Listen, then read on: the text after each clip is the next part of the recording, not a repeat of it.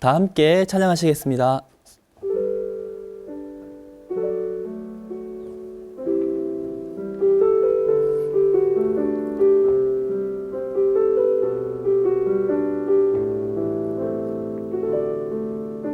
우리 모두 예배하는 자 되어 온전히 영과 진리로 주를 예배하자. 주가 우리와 함께 영원히 함께 하시고 마르지 않는 샘물로 우릴 채우시리라. 우리 모두 예배하는 자 되어 온전히 영과 진리로 주를 예배하자. 주가 우리와 함께 영원히 함께 하시고 마르지 않는 샘물로 우릴 채우시리라.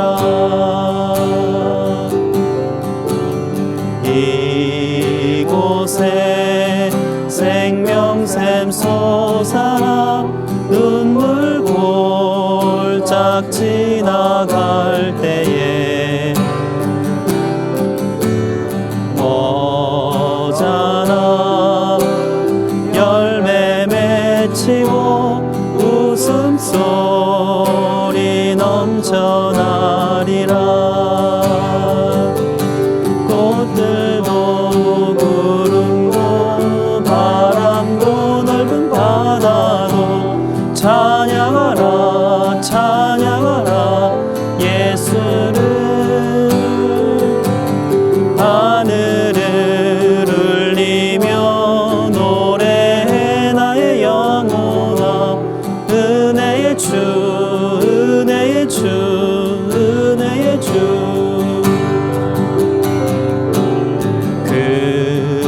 그날에 하늘이 열리고 모든 이가 보게 되리라.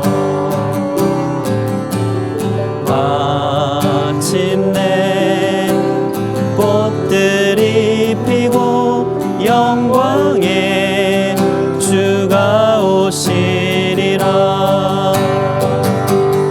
꽃들도 구름도 바람도 넓은 바다도 찬양하라 찬양하라 예수를. 하늘을 울리며 노래해 나의 영혼아. 은혜의 주 은혜의 주 은혜의 주.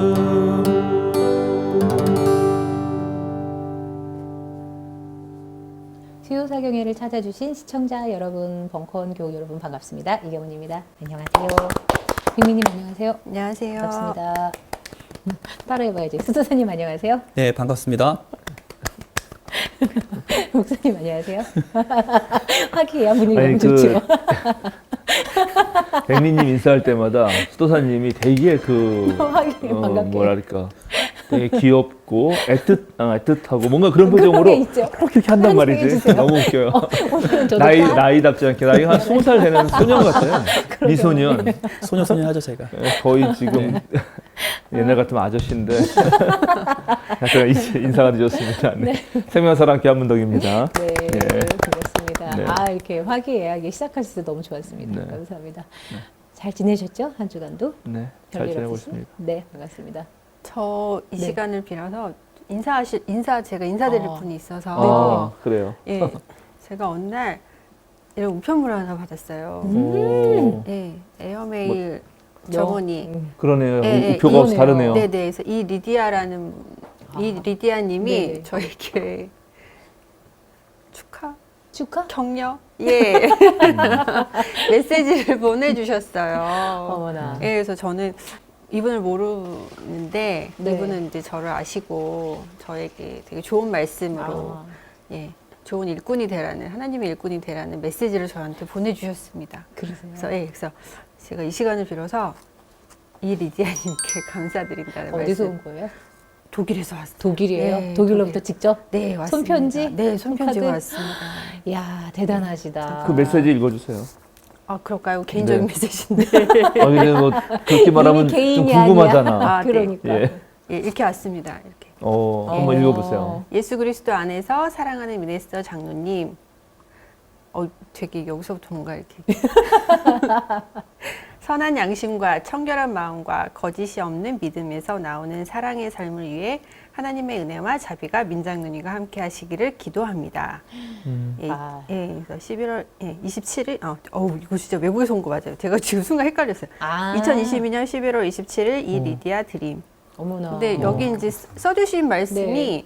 정말 되게 무거운 그러네요. 예, 선한 양심, 청결한 마음, 거짓이 없는 믿음, 사랑의 삶. 이게 정말 어떻게 너무 감사한데 너무 네. 너무 무거운 그런 네네. 거예요. 근데 저희 이제 신랑한테 저희가 이제 이걸 네네. 보여줬더니 이대로만 살면 너는 문제 없는 사람이 되겠다. 아 어떻게? 이대로만 살아라. 그래서 제가 잊고 있었던 네. 어떤 그런 마음들을 이 리디아님을 통해서 다시 한번 이제 새기게 됐습니다. 너무 감사하네요. 예, 거기 감사합니다. 기도하신다고 되어 있으니까. 네. 그죠? 예. 네. 하나님이 해주시는 거죠. 감사하네요. 네. 네. 아유, 너무 이렇게 가끔씩 이럴 때가 있어요. 저희는 잘 모르지만 이런 격려를 받을 때 음. 되게 감사한 것도 같고 너무 그렇습니다. 그렇죠. 그러니까 벙커원 교회 사역이 네. 독일에서도 지켜보고 있다 이런 거죠. 지켜보고 있다. 네, 네. 아마 그런 거네요. 네, 네, 그런 네. 것 같습니다. 뭐 다음 200회 방송은 독일로 갑니까? 아싸. 비행기 티켓 대줄 거예요? 그건 모르죠. 그건 차비량. 주님께서 해주실 겁니다. 독일까지는 아니더라도 우리 해외로 제주도 정도는 가봅시다. 네, 좋습니다. 가고 싶네요. 200회는 진짜 어디 갔으면 제작진들이 좋겠네요. 좋아할까 모르겠지만 바리바리 싸질머지고. 네. 저희 요즘 수요사경에 요 예언 들어가면서부터 계시록부터 다시 뭔가 좀 이렇게 조회수도 많이 늘어가고 있고 댓글도 굉장히 많이 달리고 있어요. 핫해졌어요. 네, 핫해지고 있어요. 네, 저도 근데 저도 핫해요. 네, 보면서. 저도 조금 네. 주변 분들한테 네. 그러니까 열심히 우리 수요사경에 들으시는 시청자분들한테 네. 좀 약간 피드백을 받고 있어요. 네. 아주 재밌다, 그쵸. 흥미진진하다, 뭐 이런 말씀들 많이 들어서 네.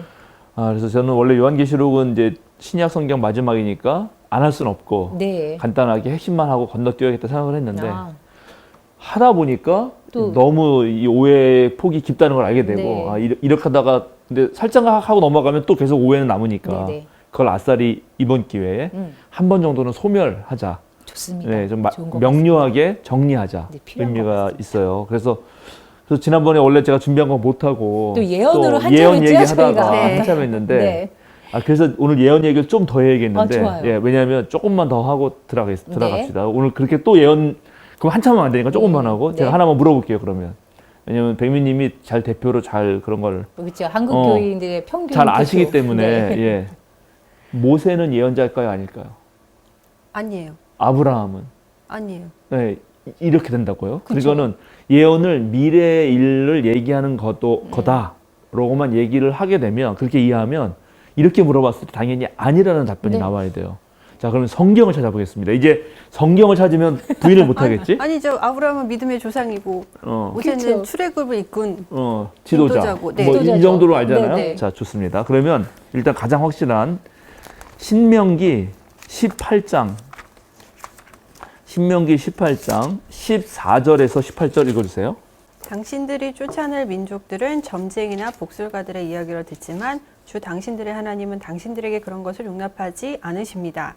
주 당신들의 하나님은 당신들의 동족 가운데서 나와 같은 예언자 한 사람을 일으켜 세워주실 것이니 당신들은 그의 말을 들어야 합니다. 이것은 당신들이 호렙산에서 총회를 가진 날에 주 당신들의 하나님께 청한 일입니다. 그때 당신들이 말하기를 주 우리 하나님의 소리를 다시는 듣지 않게 하여 주시며 무서운 큰 불도 보지 않게 하여 주십시오. 우리가 죽을까 두렵습니다 하였습니다. 그때 주님께서 내게 말씀하시기를 그들이 한 말이 옳다. 나는 그들의 동족 가운데서 너와 같은 예언자 한 사람을 일으켜 세워 나의 말을 그의 입에 담아줄 것이다. 그는 내가 명한 모든 것을 그들에게 다 일러줄 것이다. 예. 오. 정확하게 나와 있죠. 이게 그 모세. 예. 아, 너와 같은 예언자 한 사람, 그리고 앞에도 예언자라고 이미 네. 말했고, 너와 같은 예언자 한 사람을 앞으로 이렇게 세워주는데, 그 사람 어떤 사람이라고? 나의 말을 그의 입에 담아줄 것이다. 이게 예언자의 정확한 여기 정의잖아요. 네. 이건 대변인이 맞죠. 네. 네. 그러네요. 대변인. 예. 예. 정확한 말이라고요. 그래서 이 예언자 한 사람이 언젠간 올 거라고 유대인들은 믿었어요. 그래서 예수님이 가이사라 빌립보에 갔을 때 거기서 제자들에게 세상 사람들이 나를 누구라고 하느냐 라고 할 때 제자들 대답하기를 세례 요한이 다시 살아났다고 하고 예언자들 중에 한 사람이라고 합니다. 할 때 그게 마태, 마가, 누가에 다 나오는데 약간 다른데 마가는 그 예언자라고 말해요. 그 예언자가 이 예언자예요. 한 명 너와 같은 예언자 한 사람은 이렇게 세워줄 거라고 한 그 헬라어 원어로 보면 우리 번역 성경은 잘 이해가 오해할 수 있는데 원어로 보면 바로 그 예언자라고 네. 합니다. 사람들이 그때 생각한 모세잖아요. 자, 모세가 예언자죠. 그러네요. 자, 더 충격적인 거. 그렇죠. 네. 네. 그래서 이 모세와 관련된 거 좀만 몇 개 더 찾고 그러면 자, 민수기 11장 24절에서 30절. 민수기 11장 24절에서 30절 한번 읽어보실까요? 모세가 나가서 주님께서 하신 말씀을 백성에게 전달하였다. 그는 백성의 장로들 가운데서 70명을 불러 모아 그들을 장막에 둘러세웠다. 그때 주님께서 구름에 휩싸여 내려오셔서 모세와 더불어 말씀하시고 모세에게 내린 영을 장로들 70명에게 내리셨다. 그 영이 그들 위에 내려와 머물자 그들이 예언하였다. 이것은 처음이자 마지막이다. 그들은 다시는 예언하지 않았다. 그런데 두 남자가 진 안에 남아 있었다. 하나의 이름은 엘다시고 다른 하나의 이름은 메다시였다. 그들은 명단에 올라 있던 이들이지만 장막으로 가지 않았다. 그런데 영이 그들 위로 내려와 머물자 그들도 진에서 예언하였다. 한 소년이 모세에게 달려와서 엘닷과 메닷이 진에서 예언하였다고 알렸다. 그러자 젊었을 때부터 모세를 곁에서 모셔온 눈의 아들 여호수아가 나서서 모세에게 말하였다. 어른께서는 이 일을 말리셔야 합니다. 그러자 모세가 그에게 말하였다. 네가 나를 두고 질투하느냐? 나는 오히려 주님께서 주님의 백성 모두에게 그의 영을 주셔서 그들 모두가 예언자가 되었으면 좋겠다. 모세와 이스라엘 장로들은 함께 진으로 돌아왔다. 네. 자, 여기서도 보세요. 이거를 잘 읽으면 아까도 백성들이 왜 그랬냐면 하나님이 직접 말씀하시니까 이게 너무 두려워서 막 떨었던 거 아니에요. 그러니까는 하나님이 모세에게만 말하도록. 네. 그래서 모세가 예언자라고 불린 거고 여기는 근데 이제 모세만 하는 게 아니라 갑자기 하나님이 여기 내려와서 하나님이 하셔야 될 말씀들을 막 장로들이 하고 또 여기 뭐 멜닷인가 또 누구였어요? 두 명이 또 하니까 네. 여호수아가 이건 아니지. 이건 모세를 내가 섬기는 모세를 통해서만 해야지 하고 모세한테 일렀잖아요. 네. 이제 모세는 얼마나 대단해요. 너는 그게 질투하고 시기, 응? 대인배네요. 그러냐 대인배죠. 나는 모두가 하나님 여기 내려서 그들이 하나님 말을 하면 좋겠다. 이렇게 말하는 거예요. 그렇죠? 또 모세 좀 더 봅시다. 12장, 민수기 12장 4절에서 8절. 주님께서는 모세와 아론과 미리암을 당장 부르셨다. 너희 셋은 회막으로 나오너라. 세 사람이 그리로 나아갔다. 주님께서 구름 기둥 가운데로 내려오시어 장막 어귀에 서시고 아론과 미리암을 부르셨다. 그 두 사람이 나가서자 말씀하셨다. 너희는 나의 말을 들어라. 너희 가운데 예언자가 있으면 나 주가 환상으로 그에게 알리고 그에게 꿈으로 말해 줄 것이다. 나의 종 모세는 다르다. 그는 나의 온 집을 충성스럽게 맡고 있다. 그와는 내가 얼굴을 마주 바라보고 말한다. 명백하게 말하고 모호하게 말하지 않는다. 그는 나 주의 모습까지 볼 수 있다. 그런데 너희는 어찌하여 두려움 없이 나의 종 모세를 비방하느냐. 네, 여기도 보면 예언자 6절에 예언자는 하나님의 말씀이라고 생각되는 것을 환상이나 꿈으로 이해했다는 네네. 전통을 알게 됩니다. 그러니까 요한묵시록에서도 이 사람이 본 환상을 요한이 전하는 걸 예언자의 소명으로 이해하는 충분한 근거가 되죠. 네. 그런데 모세는 더 명확하다. 모세는 그런 환상이나 꿈 정도가 아니라 하나님하고 직접 대면해서 말한다. 그러게요. 이제 모세의 권위가 엄청 네. 올라가는 건데, 근데 이 모두도 결국 뭐예요? 하나님의 영, 하나님의 말씀을 받아서 그것을 대신하는 사람으로서의 역할입니다. 다. 네. 그런 사람들이 예언자였다는 거예요. 기본적으로. 자, 이제 아까 이제 아브라함까지 갑니다. 아브라함. 창세기 20장 2절에서 8절. 거기에서 아브라함이 자기 아내 사라를 사람들에게 자기 누이라 소개하였으므로 그랄 왕 아비멜렉이 사람을 보내서 사라를 데려갔다. 그런데 그날 밤에 하나님이 꿈에 아비멜렉에게 나타나셔서 말씀하셨다. 내가 이 여자를 데려왔으니 너는 곧 죽는다. 이 여자는 남편이 있는 여자다. 아비멜렉은 아직 그 여인에게 가까이 하지 않았으므로 주님께 이렇게 아뢰었다. 주님, 주님께서 이룬 한 민족을 멸하시렵니까? 아브라함이 저에게 이 여인은 자기 누이라고 하지 않았습니까? 또 이 여인도 아브라함을 오라버니라고 말하지 않았습니까? 저는 깨끗한 마음으로 떳떳하게 이 일을 하였습니다. 하나님이 꿈에 또 그에게 말씀하셨다. 그렇다. 나는 내가 깨끗한 마음으로 이렇게 한 줄을 잘 안다. 그러므로 내가 너를 지켜서 내가 나에게 죄를 짓지 못하도록 한 것이다. 그 여인을 건드리지 못하게 한 이유도 바로 여기에 있다. 이제 그 여인을 남편에게 돌려보내어라. 그의 남편은 예언자이므로 너에게 탈이 나지 않게 하여 달라고 기도할 것이고 너는 살 것이다. 그러나 그 여인을 돌려보내지 않으면 너와 너에게 속한 사람들이 틀림없이 다 죽을 줄 알아라. 다음날 아침에 아비멜렉은 일찍 일어나서 신하들을 다 불렀다. 그들은 왕에게 일어난 일을 다 듣고서 매우 두려워하였다. 네. 여기 지금 뭐라고 하나님이 뭐라고 말해요? 아브라함을 뭐라고 불러요? 예언자. 근데 여기서 예언자의 역할은 뭐죠? 중재 역할인데요. 그렇죠. 네.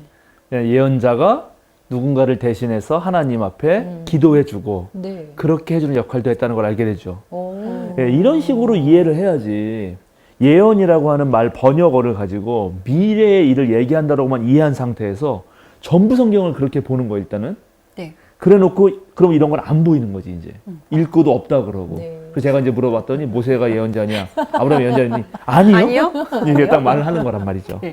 네, 그러니까 이게 바로 제가 말한 대로 성서로 하여금 말하게 하라. 자기가 아는 걸 가지고 네. 성서에 뒤집어 씌우지 말고 아, 네. 성서로 하여금 말하게 하자. 나오잖아요. 그러네요. 예, 그러니까 이런 오해를 하면 안 된다는 것입니다. 네. 예, 생각도 못했네. 네, 그렇죠. 생각도 못 하게 돼요. 네. 그게 이제 제가 이 신약 성서를 끝나고 구약 성서로 넘어가기 전에 우리 지난번에 신앙 특강 한 것처럼 네. 두 번째 신앙 특강으로 성서를 보는 눈 한 6번 정도 해야 될 것 같아요. 네. 제가 12강 정도를 우리 교회에서 했는데 예, 예. 그렇게 하면 너무 길어지니까 그래서 성서를 볼 때 가장 큰 실수하는 우리 한국 교인들이 성서를 볼 때 가장 큰 실수를 두 가지를 하는데 하나는 자기 마음대로 읽어요. 그러니까 자기 마음에 와닿는 대로 문맥 이런 거 다 없이 구절 하나 딱 띄워가지고 은혜로운 거죠. 네. 묵상하듯이 그죠? 네. 묵상할 때 많이 잘못하기도 하죠. 큐티할 때. 그게 제일 근데 그게 나쁘다는 건 아니에요. 그러니까 예. 그러면 안 돼요 이러려고. 예, 나쁘다는 건 아닙니다. 그러나 자칫하면 성서의 문맥과 그다음에 성서를 원래 썼던 사람들의 의도나 네. 그런 사람들의 상황은 무시한 채 나만 기준이에요. 나만 기준. 예? 그러니까 성서가 말하는 걸 듣기보다는 내가 나한테 감동을 줬냐 안 줬냐가 더 기준이란 말이죠. 그렇죠. 예, 그러니까 이게 좀 우리가 성서를 읽는 이유는 성서에서 하나님 말씀을 들으려고 하는 것인데 하나님 말씀 중에 나한테 감동적인 말만 내가 받아들이겠다. 이런 거랑 똑같은 거거든요. 그러면 건 하나님 말씀이 될 수 없죠. 내가 하나님이 되는 거예요. 하나님도 나한테 좋은 말만 해줘야지 나쁜 말 하면 하나님 안 믿겠다는 얘기가 되잖아요. 두 번째는 교리로 읽는 거예요. 교리. 성서가 너무 방대하고 많기 때문에 네. 그리고 사실은 성서를 본격적으로 세밀히 읽기 시작하면 무척 어려워요. 이렇게 예언이 뭐지? 나 미래를 얘기하는 줄 알았는데 이건 또 그런 건 아니네. 그래. 이렇게 되면서 복잡해지니까 네. 그거를 알기 쉽게 당대의 요약한 설명으로 교리라는 걸 만들었거든. 기독교 종교는. 근데 교리는 단순화시킨 거라서 그리고 어떤 시대적 한계가 가진 거라서 그걸 머릿속에 가지고 다시 성서를 보게 되면 그거 눈에서만 보이지 성서가 말하는 새로운 내용은 안 보인다고. 네. 그 두 가지 실수를 가장 많이 해요. 그래서 이제 그걸 넘어서야 된다. 그거 좀 얘기하고 싶고요. 자, 이제 그러면 오늘 다시 또 들어갑시다. 네. 요한이 또 사도 요한이라 그러셔가지고 내가 이제 그거부터 해야겠는데. 사도 요한. 요한계시록에 자, 우리 한번 그냥 자, 그렇죠. 1장 1절. 요한계시록 1장 1절 시작하고 한번 하시죠. 1장 1절. 네. 이것은 예수 그리스도의 계시입니다. 이 계시는 곧 일어나야 할 일들을 그 종들에게 보이시려고 하나님께서 그리스도에게 주신 것입니다. 그런데 그리스도께서는 자기의 천사를 보내셔서 자기의 종 요한에게 이것을 알려주셨습니다. 네. 그래서 여기 이제 자기의 종 요한에게 이것을 알려주셨습니다라는 말을 하고 그래서 결국 요한이 계시 환상을 통해서 본 내용들이 하나님 말씀이라고 생각을 하고 그것을 예언의 형식으로 그리고 편지로 소아시아에 있는 7교회에게 쓴 글이 네. 일단 요한계시록의 큰 틀입니다. 네. 예, 그래서 이 요한이 누구냐 이제 이게 문제죠. 그렇죠. 그런데 이제 묵시문학이라는 거 제가 공부할 때 묵시문학은 현실의 상황이 엄청난 박해 상황에 있을 때 이 박해 상황을 뚫고 이겨냈던 그런 고대의 위대한 인물들을 예로 들어서 그리고 그 사람이 직접 그런 환상을 보거나 한 걸로 글을 썼다. 다니엘서도 그렇고 에녹서도 그렇고 제가 아브라함의 묵시록도 있다 말씀드렸죠. 근데 요한계시록은 본인이 쓴단 말이죠. 이 뭐 위대한 누구 어떤 인물을 네네. 내세우는 게 아니라 자기 이름을 써요. 네. 그래서 여기 1장 1절에도 있고 1장 2절에도 있고 그 다음에 4절에도 나 요한이 네. 있고 9절도 가면 그죠? 또 네네. 나 요한이 있습니다. 22장 8절 보실까요? 요한계시록 22장 8절 거기도 아마 자기 이름이 나올 거예요. 네, 나 요한입니다.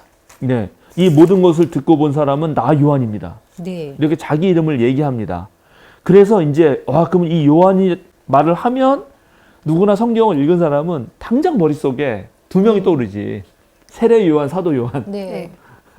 근데 세례 요한은 아닐 거 아니에요. 그렇죠. 예, 당연히 그러니까 이제 사도 요한이라고 생각을 했는데 그리고 이 사도 요한이라고 생각을 해서 그거를 가장 먼저 말한 사람이 이레니우스예요. 이레니우스.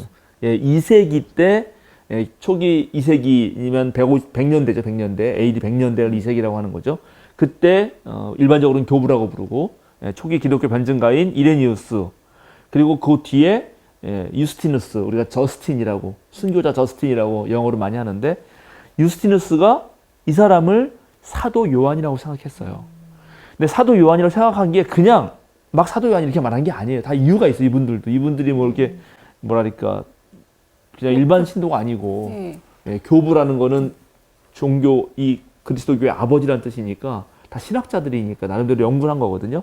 이제 그 이유는 왜냐하면 자 일단 요한계시록 3장 14절 그래서 다 밝혀드리겠습니다. 3장 14절 뭐라고 돼 있나요? 라오디게아 교회의 심부름꾼에게 이렇게 써보내어라. 아멘이신 분이시오 신실하시고 참된 증인이시오 하나님의 창조의 처음이신 분이 말씀하신다. 하나님의 창조의 처음이신 분이 말씀하신다. 네. 그죠?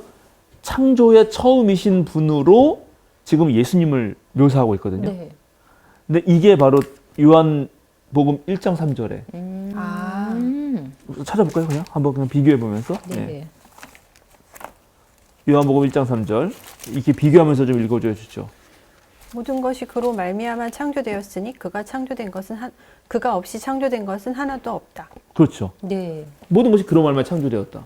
그게 예수님 아니에요. 그렇죠. 그러니까 너무 유사하잖아요. 네네. 이런 말이. 네네. 자, 그 다음에 요한계시록 19장 13절. 우리 요한복음과 계시록 왔다 갔다 볼 겁니다. 19장 13절.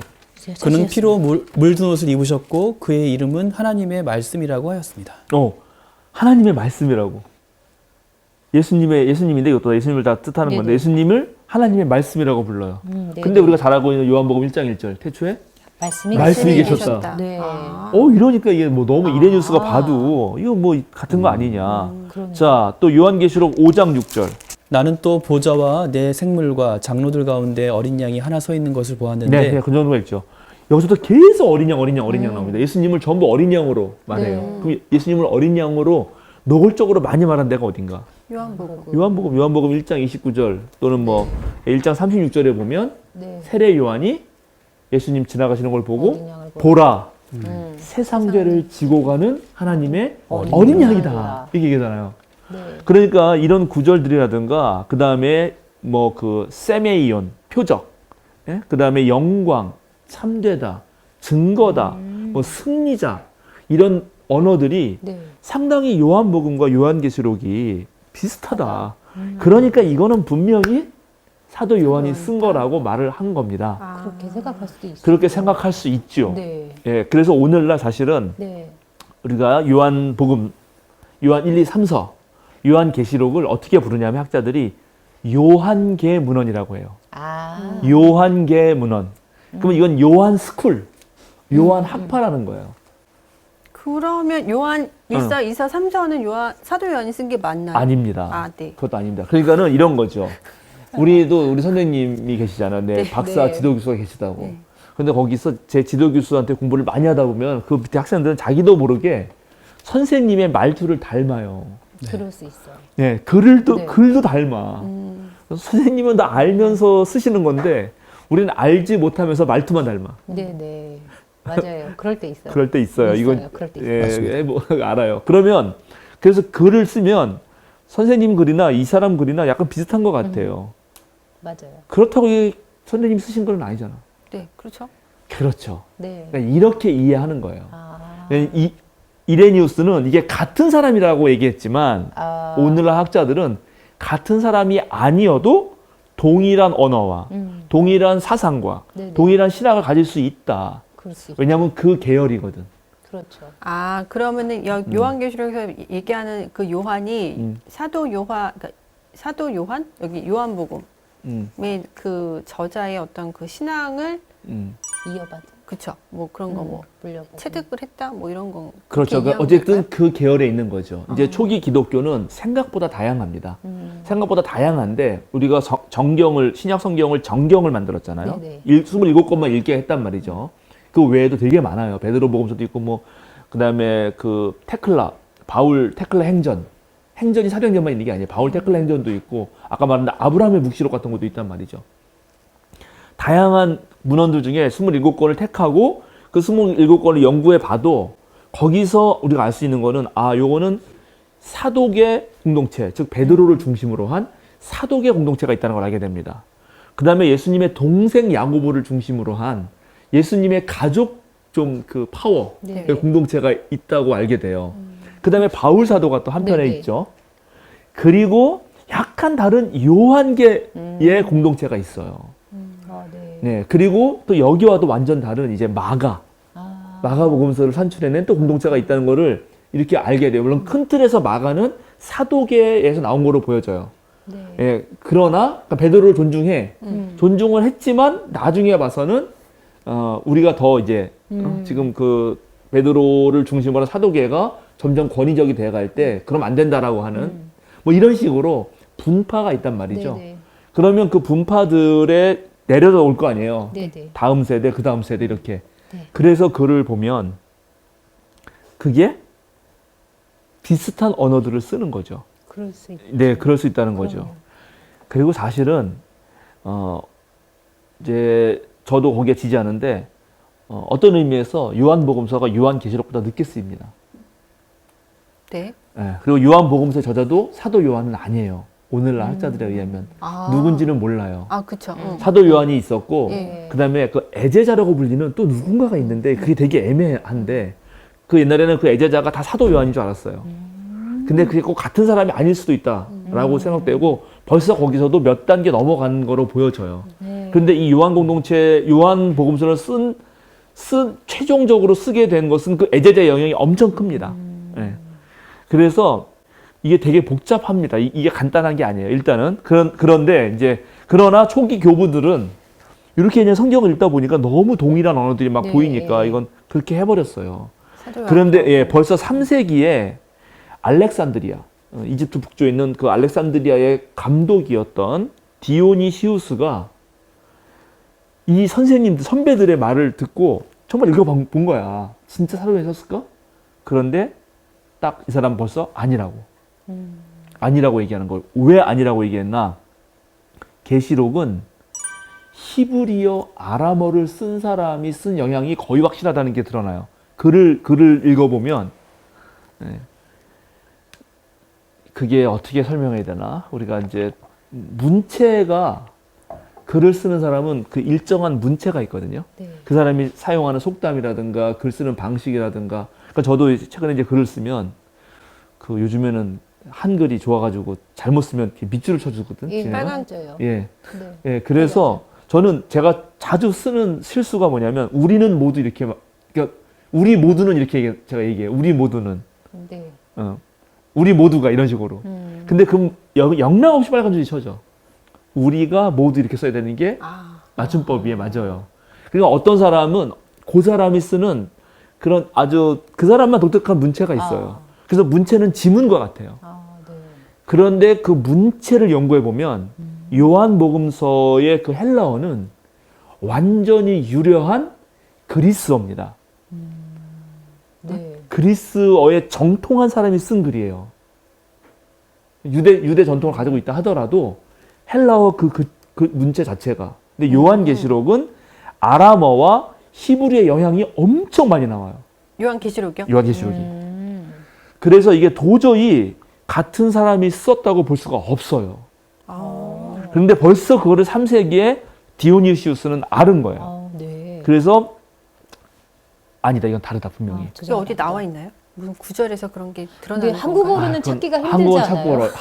이래서 이제 헬라어와 이게 히브리어를 영어로 됐다가 중국어로 됐다가 한국어로 네, 되니까. 그래서 이제 어려운 거예요. 그래서 일반인들은 알기 어려워요. 찾아볼 그래서 것도 아니면서. 예, 궁금하잖아. 예, 제가 좀 이따 그래서 또 보여줄게요. 네. 요거만 하나만 있으면 그거 하나만 가지면 막 논쟁이 있겠지. 근데 나중에 가면 더 많으니까 네, 보여줄게요. 네. 그래서 벌써 그렇기 때문에 그 디오니시우스의 말을 들은 유세비우스 같은 사람, 초기 이제 기독교 역사를 쓴 사람이죠. 유명한 사람입니다. 예, 유세비우스 같은 경우는 그래서 요한계시록의 저자가 사도 요한일 수 없으므로 이게 에베소 교회부터 이렇게 쭉 편지 쓴다 그랬잖아요. 그건 에베소의 그 사도행전을 보면 에베소의 장로들, 사도 바울로부터 이렇게 엄청난 훈련을 받은 몇 년이나 머물면서 그 에베소 떠날 때 막 배웅해 준 그런 장로들이 나오거든요. 그 장로 중에 한 명이었던 요한이다라고 말을 해버립니다. 벌써 유세비우스가 사도 요한과는 다른 장로 요한이라고 말을 해요. 네. 네, 그 정도까지도 이미 초대 교부들 사이에서도 논쟁이 붙었다. 그래서 오늘날 대다수의 학자는 사실은 이 사람은 사도 요한일 수 없는 게 명백하고, 그럼 이 사람은 누구냐? 이 사람은 소아시아 지방의 유대인 그리스도인으로서, 네, 요걸 일단 먼저 말하고, 유대인 그리스도인이에요. 유대교 그리스도인. 이방인 그리스도인이 아니라 유대교 전통에, 왜냐하면 아람어와 히브리어 영향이 많다 그랬잖아요. 그걸 너무 잘 아는 유대인 그리스도인으로서 아마도 66년부터 70년 사이에 유대 로마 전쟁을 피해서 소아시아로 와서 거기 교회들에서 상당히 영향력과 권위를 가지고 있는 예언자 요한입니다. 예, 예언자 요한인 게 거의 확실하거든요. 네. 그리고 저는 거기에 손을 들어주는 거예요. 그런데 진짜 인터넷을 뒤져가지고 요한을 저자하면은 한국 교회는 대다수가 보수라서 많은 사람들이 여전히 사도 요한이라고 하고, 제가 요 앞에 이레니우스가 유스티누스가 말한 정도의 증거를 대는 걸로 멈춰요. 자, 그러면 이제 아니라는 거를 더 리얼하게 보여주겠습니다. 네. 자, 일단 그래서 이제 좀 읽어야 되는데 다시 요한계시록 1장 1절에서 3절. 이것은 예수 그리스도의 계시입니다. 이 계시는 곧 일어나야 할 일들을 그 종들에게 보이시려고 하나님께서 그리스도에게 주신 것입니다. 그런데 그리스도께서는 자기의 천사를 보내셔서 자기의 종 요한에게 이것을 알려주셨습니다. 요한은 하나님의 말씀과 예수 그리스도의 증언, 곧 자기가 본 것을 다 증언하였습니다. 이 예언의 말씀을 읽는 사람과 듣는 사람들과 그 안에 기록되어 있는 것을 지키는 사람들은 복이 있습니다. 네, 3절에 예언의 말씀이라고 명확히 얘기하죠. 네. 요한은 뭔가 천사를 통해서 봤어요. 네. 그리고 그것은 예수 그리스도의 계시라고 인식합니다. 네. 그리고 예수 그리스도는 하나님이 보내셨다고 생각을 해요. 네. 그리고 그거를, 이게 예언이니까 하나님 말씀을 내가 맡은 대변인으로서 자기가 말할 수신자들, 청자들에게 말을 해야 된다고 생각하는 거예요. 네. 예언의 말씀이죠. 자, 또 다시 22장 7절. 앞과 뒤를 똑같이 얘기합니다. 이거는 무슨 말이에요? 수미상관. 네. 전체를 다 말할 때 앞에 말하고 뒤에 말하는 거거든요. 그래서 22장 7절 보세요. 보아라, 내가 곧 오겠다 하신 주님의 말씀을 기억하여라. 이 책에 기록된 예언의 말씀을 지키는 사람들은 복이 있습니다. 그렇죠. 여기도 네. 예언의 말씀이라고 나오죠. 10절. 바로 22장 10절. 또 그가 나에게 말하였습니다. 때가 가까이 왔으니 이 책에 적힌 예언의 말씀을 봉인하지 말아라. 네, 그렇습니다. 18절. 나는 이 책에 기록한 예언의 말씀을 듣는 모든 사람에게 증언합니다. 누구든지 여기에 무엇을 덧붙이면 하나님께서 그에게 이 책에 기록한 재앙들을 덧붙이실 것이요. 네, 또 누구든지 이 예언의 책에 기록한 말씀에서 무엇을 없애버리면 하나님께서 이 책에 기록한 생명나무와 그 거룩한 도성에서 그가 누릴 몫을 없애버리실 것입니다. 이렇게 네. 다 지금 예언의 말씀이라고 말합니다. 그러면 예언의 말씀을 말하는 사람, 자기는 뭐겠어요? 그러면 예언자겠죠. 네. 자, 그렇죠. 그러면 자 10장 9절에서 10절 보실까요? 그래서 내가 그 천사에게로 가서 그 작은 두루마리를 달라고 하니 그는 나에게 말하기를 이것을 받아 먹어라. 이것은 너희 배에는 쓰겠지만 너희 입에는 꿀같이 달 것이다. 하였습니다. 나는 그 천사의 손에서 그 작은 두루마리를 받아서 삼켰습니다. 그것이 내 입에는 꿀같이 달았으나 먹고 나니 뱃속은 쓰라렸습니다. 네. 이걸 읽을 때 이게 이제 아까 그 우리 백민님이 찾아달라고 한 건데 이걸 읽을 때 우리는 아무 생각이 안 나지만 유대인들은 생각이 바로 탁 나죠. 이건 에스겔인데? 두루마리. 자, 3장, 에스겔서 3장 1절에서 3절. 에스겔서 3장 1절에서 3절 찾아주세요. 3장 1절에서 3절.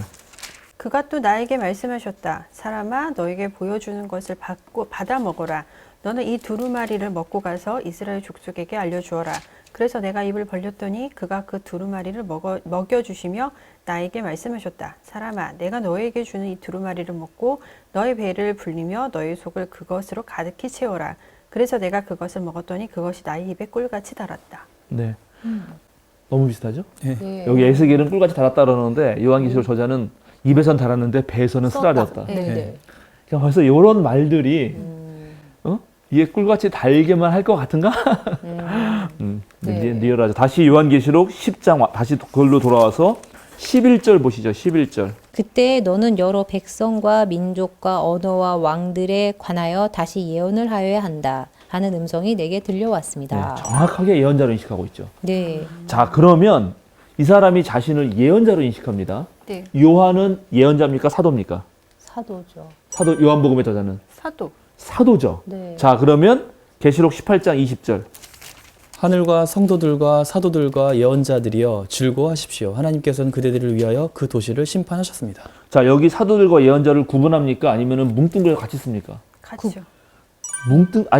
구분하지. 사도들, 예언자들. 사도들과. 그죠? 네. 하늘 성도들, 사도들, 예언자들을 따로 떼잖아요. 네. 네. 그죠? 따로 떼죠. 자, 22장 9절. 또 22장 9절 봐주세요. 요한계시록 22장 9절. 그가 나에게 말하였습니다. 이렇게 하지 말아라. 나도 너와 너의 동료 예언자들과 이 책의 말씀을 지키는 사람들과 같은 종이다. 경배는 하나님께 드려라. 여기 너와 너의 동료 예언자들을 말합니다. 네. 그럼 이건 예언자 그룹이 있었던 얘기죠. 네. 네. 그렇죠. 여기는 사도 그룹을 얘기하지 않잖아요. 예언자 그룹 얘기하죠. 네.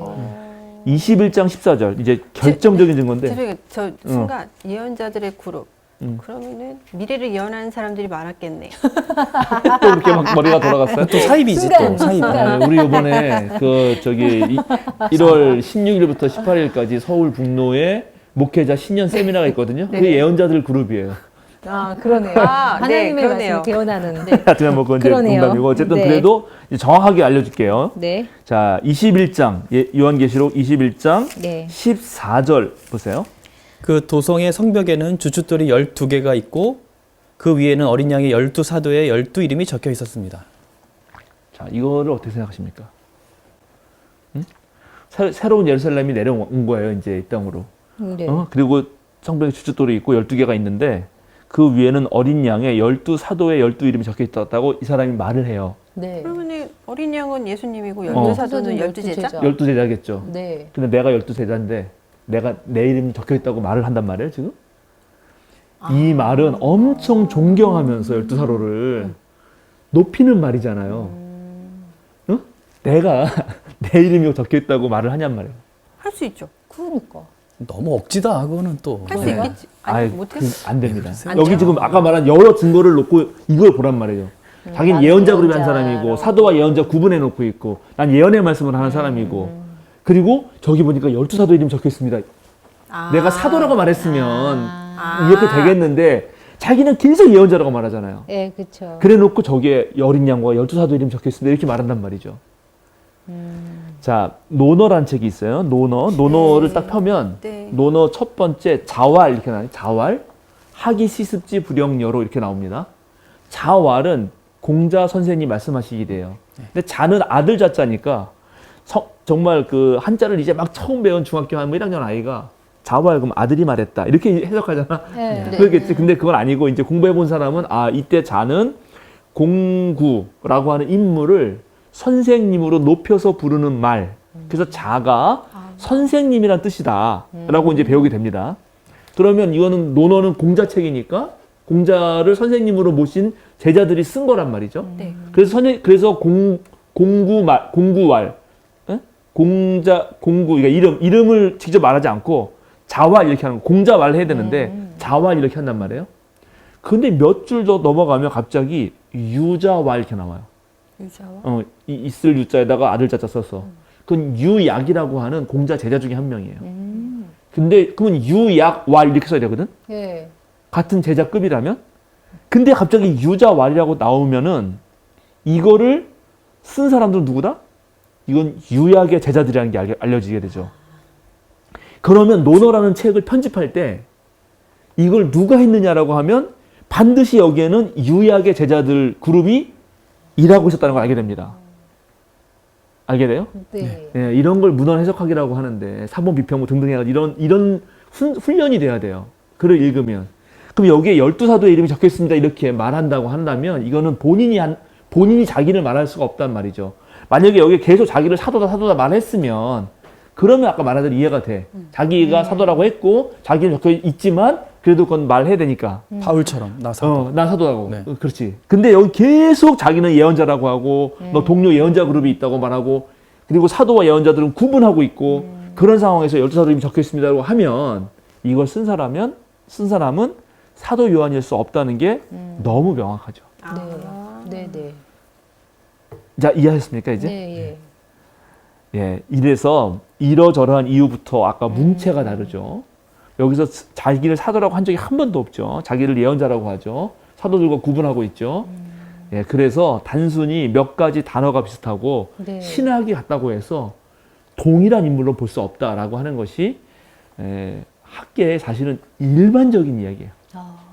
일반적인 얘기고 물론 보수적인 한국의 보수적인 신학계에서는 여전히 사도 요한이다 이렇게 말하고 근데 그분들을 내가 이제 하여튼 좀 이거 논쟁을 해야 되는데 이제 그분들하고 얘기를 하다 보면은 이 교회 전통을 엄청 존중하기 때문에 교회 전통은 교부들이 네. 그냥 말한 거를 그냥 믿는 거거든요. 그렇죠. 어떤 사람이 글을 쓰면 그걸 믿어요.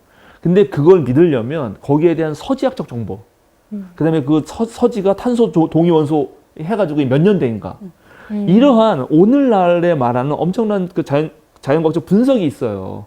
그러니까 이 사람이 말을 했다 그래도 예를 들어서 요세푸스가 쓴 글이 있어요. 거기 예수님에 대한 글이 길게 나오거든요. 근데 그거를 엄밀하게 문헌 비평학으로 분석을 해보면 그 중에 앞에 두세 줄만 요세푸스가 쓴 거고 나머지 뒤에는 그리스도인의 가필이에요. 이런 걸 밝혀낸단 말이죠. 오늘날의 그 이 문헌 연구라고 하는 건. 근데 그거를 일반인이 읽잖아요? 몰라요, 당연히. 모르죠. 그러니까 예수님에 대해서 길게 쓴 줄 알죠.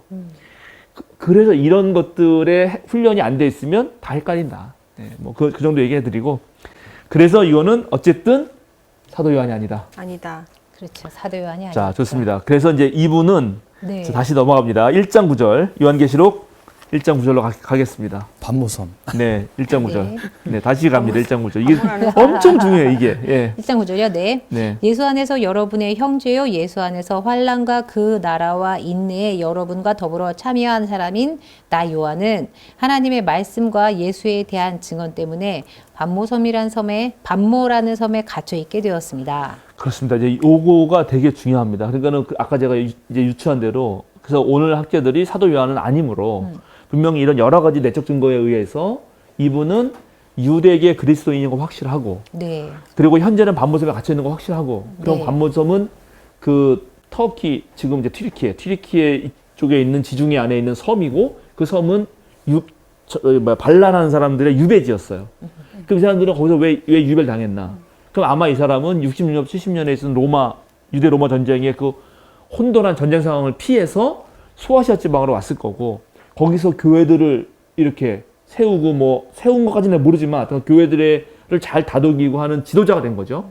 지도자가 되고 예수의 말을 증언하고 하나님 나라를 증언하다 보니까 이제 로마 눈에 밑보였던 거고 그러면 보통은 이제 저 로마까지 가서 재판해가지고 죽이거나 할 텐데 그 지역, 소아시아 지역의 자치 사령관의 어떤 결정에 따라서 네. 이 사람은 유배로 온 거죠. 네.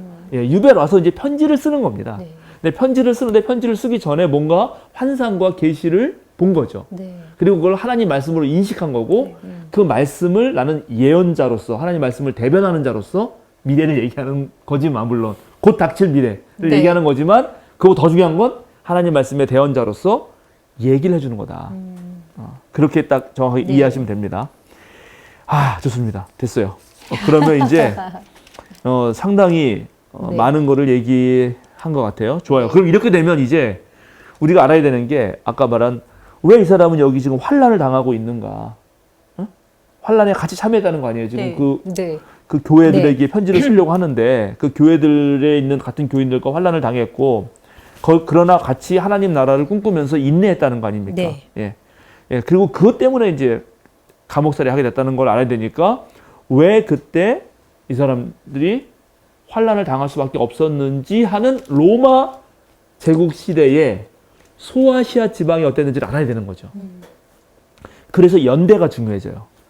그럼 요한계시록 언제 쓰여졌나? 이거에도 이제 세 가지 설이 있거든요. 세 가지 설. 뭐가 명확한 게 많네요. 없어요? 뭐 하나, 명확한 게 없어. 저자부터 뭐 하나. 아니 지금 그 100년 전 진짜. 일도 제대로. 야, 제대로 잘 모르는데 그 야. 2000년 전 일을 어떻게 압니까? 그러게 사실은 말입니다. 거의.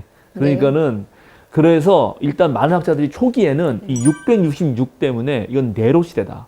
네. 네. 네. 왜냐면 그게 666이 네, 네, 노골적으로 네로잖아요. 네. 네, 네. 그게 초기에 우세했어요. 그러니까는 네로가 그 재위했던 54년부터 68년.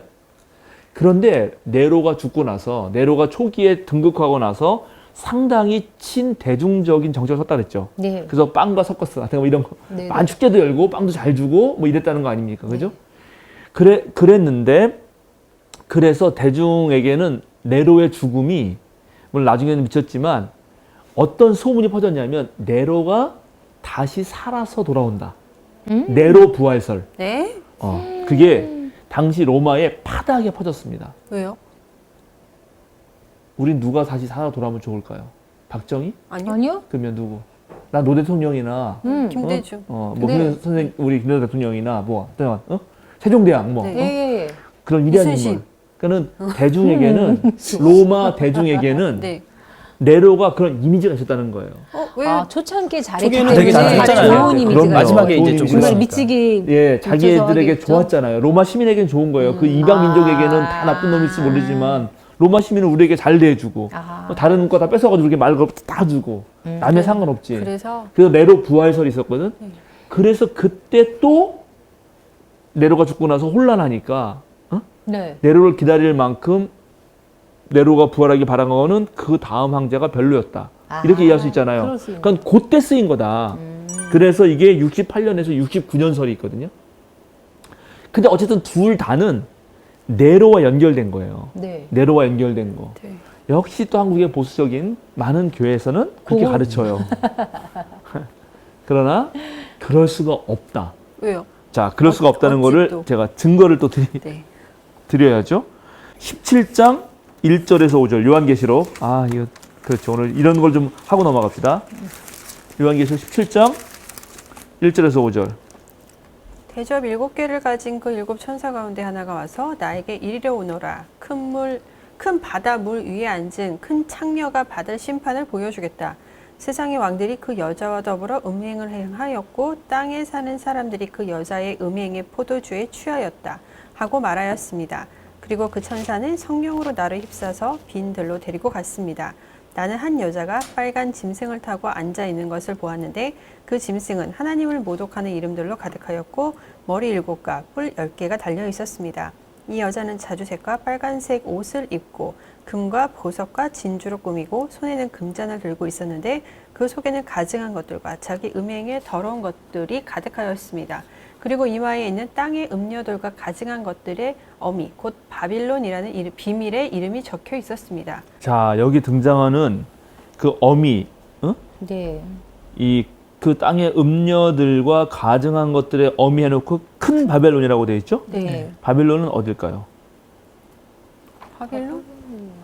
옛날 바벨론은 그냥 그 구약. 바벨론이다. 이렇게, 네. 이렇게 생각하겠죠? 네. 근데 이 바벨론, 여기서 바벨론이 상징하는 거는 정확하게 로마입니다.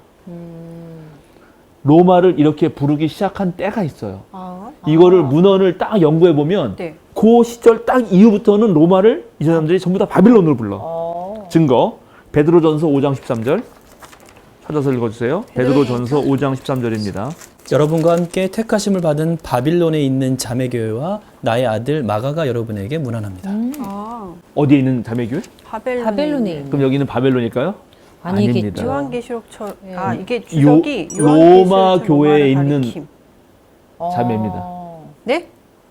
바벨론에 있는 게 아니라 로마 교회라고요, 이게. 왜냐면 바벨론이 이 당시에 없는 나라 그렇죠. 있기 때문에 바벨론은 이미 옛날에 이미 망했잖아요. 옛날 네, 다니엘 그렇죠. 시대에 그러면 그때 바벨론이라고 부른 베드로 전서에서 베드로 편지 쓸 때 바벨론에 있는 자매라고 하면 그 바벨론이 어디겠느냐? 로마를 그렇게 불렀다는 거예요. 그러니까 로마를. 은어처럼 부른 건가요? 아, 그렇죠. 그렇게 부르는 거죠. 로마를 우리도 뭐 청나라. 예. 너 청나라 지금 다녀왔냐? 뭐 뭐, 이렇게 말할 수 그렇죠. 있잖아요. 네, 네, 지금 청나라가 어디 있어요? 중국이죠. 그러다 중국을 말하는 거지. 네. 어? 뭐 이런 거잖아요. 이렇게. 그럼 그게 언제냐? 그거는 70년 이후입니다.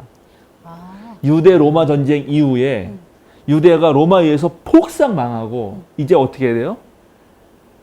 옛날에 바벨론으로 네. 끌려갔던 그 시절처럼 이제 하나님도 없고 예루살렘 성전도 다 멸망했고 그런 시기가 되잖아요. 그래서 지금 그 70년 이전에도 로마가 다스렸지만 70년 이후에 성전이 무너진 네. 다음의 시기에 로마를 부를 때는 지금 우리는 바벨론이다. 그래가지고 저 로마도 바벨론이라고 불렀단 말이죠. 아, 근데 요한계시록에 지금 바벨론이 나오죠? 네. 그러니까 네로 시대예요, 아니에요? 아니네요. 아닙니다. 왜냐하면 이 유대 로마 전쟁에서 성벽을 무너뜨리는 것은 네로가 죽고 그 이후에 베스파시아누스 장군이 황제가 되고 그리고 황제가 된 이후에 티투스 그 아들 티투스 장군을 보내서 유대 로마 전쟁을 완전히 승리로 이끌었거든. 그러니까 네로 시대가 아니란 말이죠. 그러니까 이거는 분명히 네로 시대 이전에 쓰였다, 이후에 쓰였다? 이후. 확실하게 이후다. 그것도 바로 지금 직후가 아니라 70년 이후다.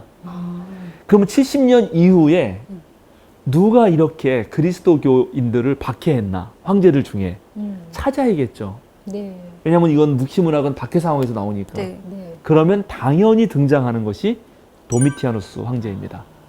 바로 그래서 90년부터 96년 그 안에 아마 쓰였을 거라고 생각이 되는 거죠. 이 도미티아누스가 지배했을 때. 네. 그리고 실제로 아까 말한 또 그런 교부들의 편지에도 이거는 도미티아누스 황제 때 쓰인 거라는 말들이 나와요. 그래서 그런 외적 증거 등등 해가지고 이거는 도미티아누스 황제 때가 거의 확실하고 아마도 96년에 도미티아누스가 암살돼서 죽기 직전인 아마 한 95년쯤에 쓰였을 것이라는 것이 학자들의 일반적인 합의입니다. 네. 자, 그러면 이제 알았죠. 이제 연대를 네. 어느 정도 알았어요. 네. 이제 네로는 아니야? 그러면 도미티아누스다. 그러면 도미티아누스가 진짜로 박해를 했냐? 이게 또 문제잖아요. 그렇죠. 했다고 다 알. 네. 그럼 이제 했다고 안 나는 거를 보여줘야 되니까 그 얘기를 좀 해야 됩니다. 일단 도미티아누스가 왜 그런 데 올랐냐면 도미티아누스는 자기가 황제가 됐을 때 모든 공식 문서에다가 주님 하나님, 도미누스 앳 데우스, 주이면서 하나님인 나 도미티아누스가 보낸다. 이걸 다 적게 했어요. 네. 네. 네. 본인이 이제 신이 된 그럼 건가요? 신이 된 거죠. 어. 그런데 놀랍게 이 사람이 암살당한 후에 로마 원로원이 뭘 했냐면 공식 문서에서 이걸 다 삭제해버려. 왜요? 이 사람이 죽은 뒤에. 죽은 뒤에 그만큼 감히 신성모독 얘는 별로 안 좋았다는 거지. 아. 로마 원로원 입장에서도 이런 놈이었다는 거예요. 아. 갑자기 영화 코바디스 생각나는데 그 배경이 그때인 건가요? 내가 정확히 모르는데 그때 일리가 없죠. 아닌가요? 왜냐하면은 커바디스는 거기 베드로가 나오는데 베드로는 그쵸. 이미 60년에 죽었기 때문에. 네. 아, 그 이전인가요? 그렇죠. 박해받은 네, 밖에는 뭐 계속 있었지만, 네. 그리고 뭐 어디는 심하고 어디는 네. 뭐 안 심하고 이럴 수 있죠. 근데 전체적으로 봤을 때 언제 가장 심했냐 보면 칼리귤라, 네로, 그다음에 도미티아누스. 나중에 가면 이제 트리아누스 같은 거 누구 황제가 있는데 있습니다. 이렇게. 그래서 그게 첫 번째 하나고요. 그래서 그렇게 황제 등극했을 때 또 얘가 이렇게 황제 숭배를 노골적으로 자기가 신이라고 말하니까 거기서 밑보였다가 어떻게 될 것 같아요. 아유, 큰일 나겠네요. 그쵸, 지금 조심해야겠네요. 지금 우리 납작 정부도 그렇잖아요. 엎드려야죠. 우리 정부가 딱 올라가니까 이 검찰들이 날뛰고 거기에 또 잘 보여야 되니까 언론들이 막 거기서 막 찬사를 쓰잖아요. 그죠? 그렇죠. 납작 엎드려줘야죠. 막 살아야지. 아유. 막 언론 쓰잖아요. 네. 그렇게 비내들이 있겠지. 그러니까 로마 시인들이 도미티아누스를 뭐라 부르냐면 주님들의 주님, 높은 자 중에 높은 자, 땅의 주님, 모든 사물의 신, 새벽별보다 더 빛나는 분.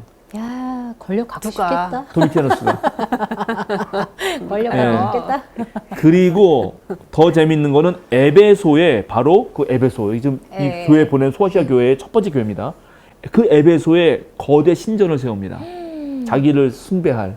그리고 거기에 자기 동상을 세우는데 높이가 지금은 이제 일부만 남아 있어가지고 높이를 추정할 수밖에 없는데 그건 머리는 남아 있어요. 그래서 머리를 잴 수 있잖아 대충. 네, 그렇죠. 몇 등신을 뭐 이렇게 해가지고. 근데 동상 머리만 1m 18cm예요. 엄청 컸네요. 머리만. 그러면 그래서 그거를 유추해 본 결과 사람들이 말하기를 보통 학자들이 높이 7m라고 야. 생각돼요. 엄청 높아. 그런데 또 재밌게 도미티아누스가 암살된 이후에 로마 원이 저 동상도 끌어내리라 그래요. 진짜 보기 싫었네. 진짜 그렇게까지 보기 싫었다는 거예요. 보는 그리고 그 흔적 지우는 거를 아주 공식적으로 발표하는데 그걸 기억의 저주라 그래요.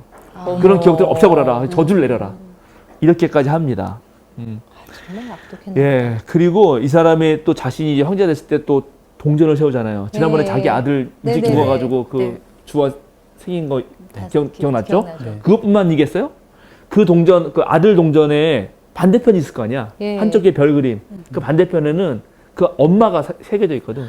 도미티아누스 아내. 아내요? 그렇지. 그러면서 아. 아내가 있는 거죠.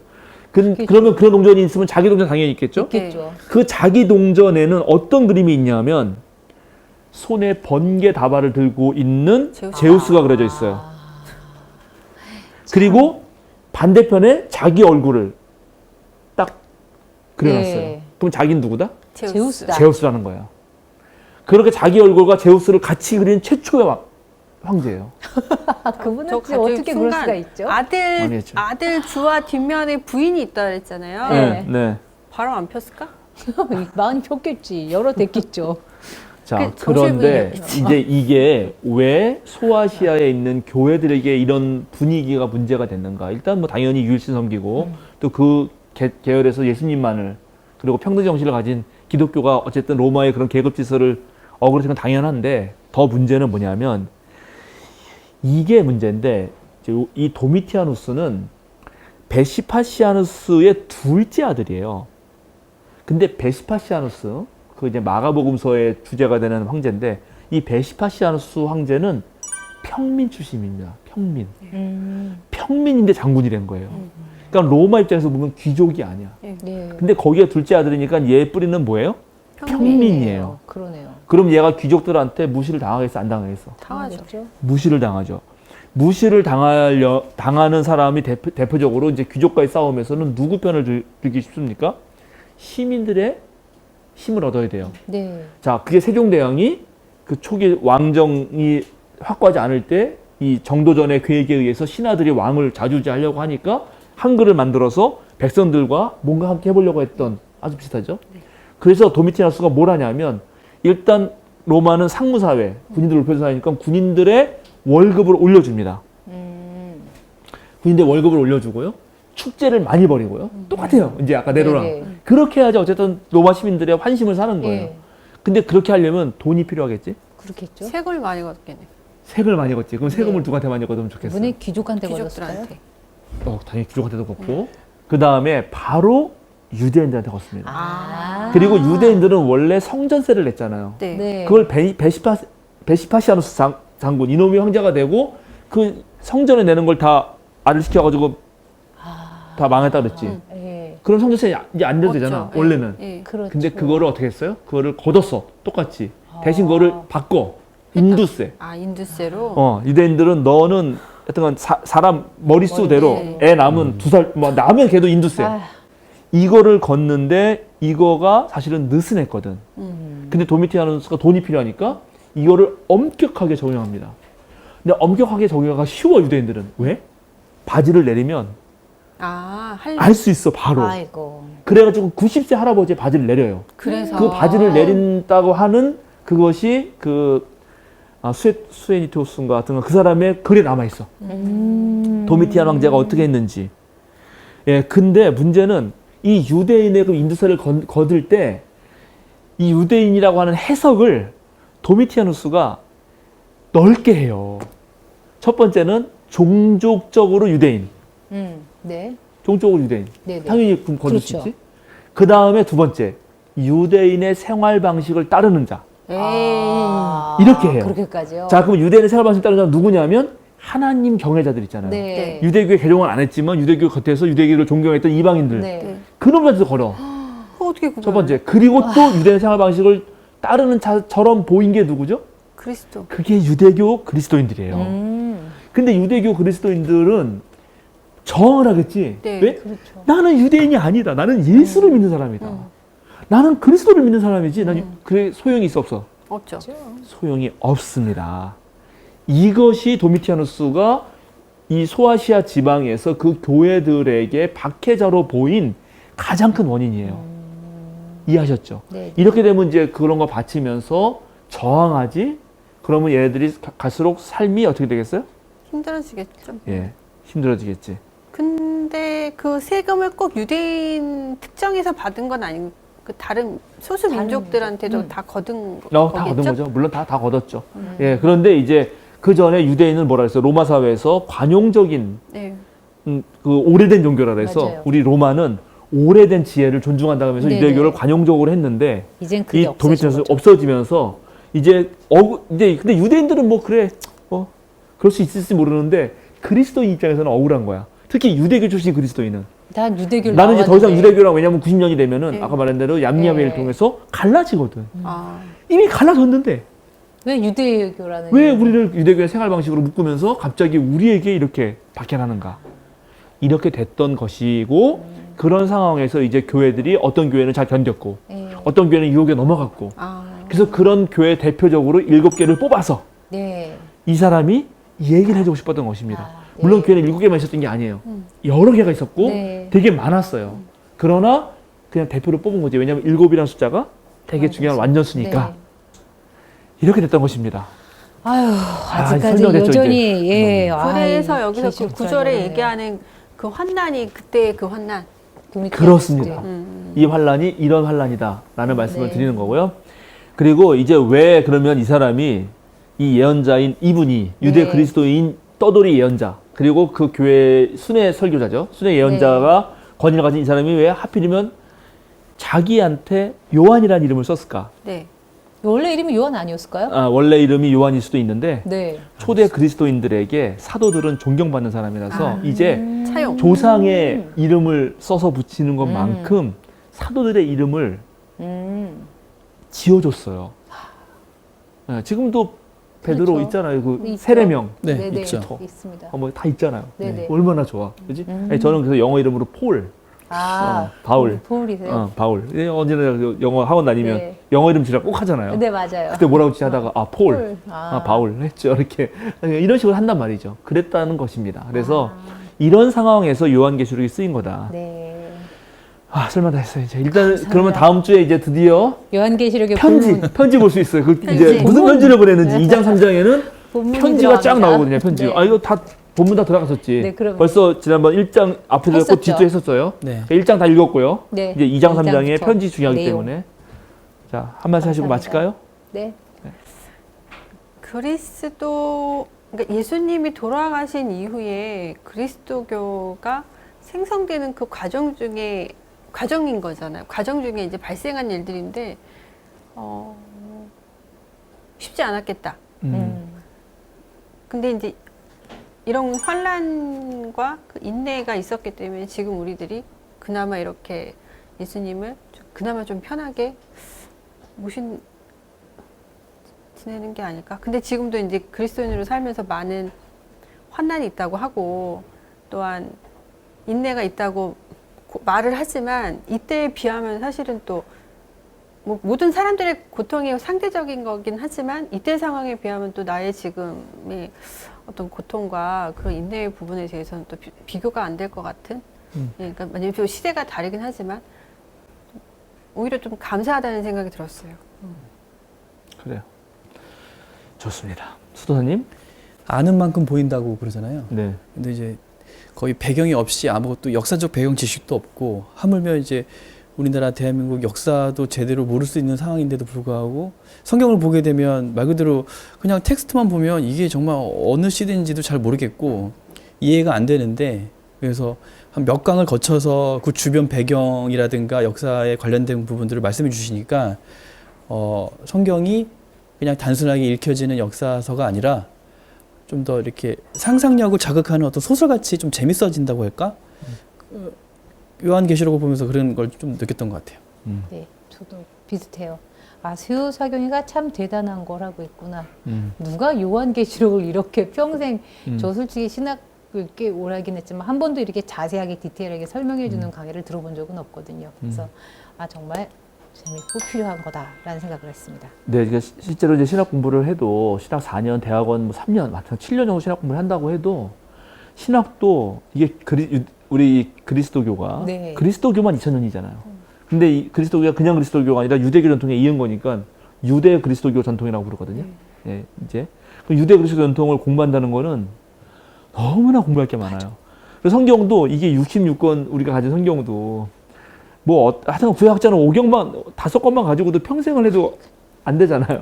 그러니까 다 공부한다는 게 만만치가 않아서 그러니까 이런 것도 이제 뭐 이해는 충분히 네. 되고요. 그다음에 그 댓글 중에 그런 이제 다 예언을 왜 예언을 안 읽고 그러면 다니엘은 예언자가 아니란 말이냐 뭐 이렇게 네. 말씀하신 분도 계시지만, 그러나 또 다른 어떤 분은 정말 속이 시원하다 맞아요. 이런 분도 계시잖아요. 네, 그러니까 똑같은 말을 해도 다 반응은 다른 거고요. 예, 그건 뭐 이해가 되고, 또 제가 아는 분도 우리 경주에 계시는 어떤 분인데 너무 재밌다 그러면서 재밌어요. 다 필기하면서 지금 공부 다 적고 있다고 이렇게 뭐 그런 분도 계셔서 의미 있다고 생각하고요. 이렇게 좀 어쨌든 일단은 그러니까 자기에게 와 닿는 거 그것도 중요합니다. 중요하지 않다는 게 아니라, 그러나 일단은 아주 가장 기본은 성서의 저자가 맨 처음 썼을 때의 그때 역사적 배경을 충분히 알고 그들이 무엇을 말하고 싶은지를 충분히 안 다음에 그 다음에 오늘 시대에 어떻게 적용할 것인가 생각해야지, 그거는 다 무시하고 자꾸만 오늘만 얘기하면 성경이 하나님 말씀이 아니라 결국 내 말이 된다. 계속 요건 주의해야 된다. 네.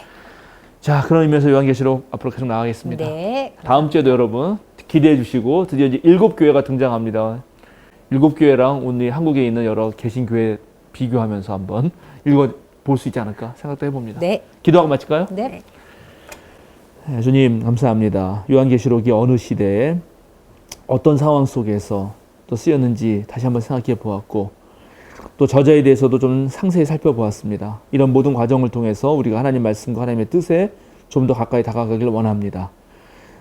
그 시대나 이 시대나 여전히 하나님은 우리에게 원하시는 것이 있고 우리가 주님의 뜻대로 살기를 원하시는데, 박해 때 우리가 어떻게 살아야 되는지도 한번 배울 수 있는 그런 소중한 기회가 되게 하옵소서. 늘 감사드리며 예수 그리스도 이름으로 기도드립니다. 아멘. 아멘.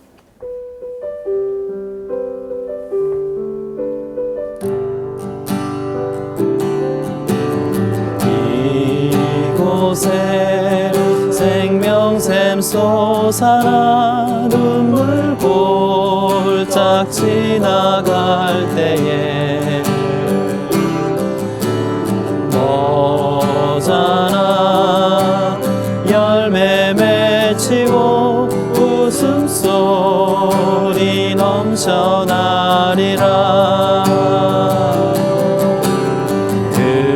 그날에 하늘이 열리고 모든 이가 보게 되리라. 마침내 꽃들이 피고 영광의 주가 오시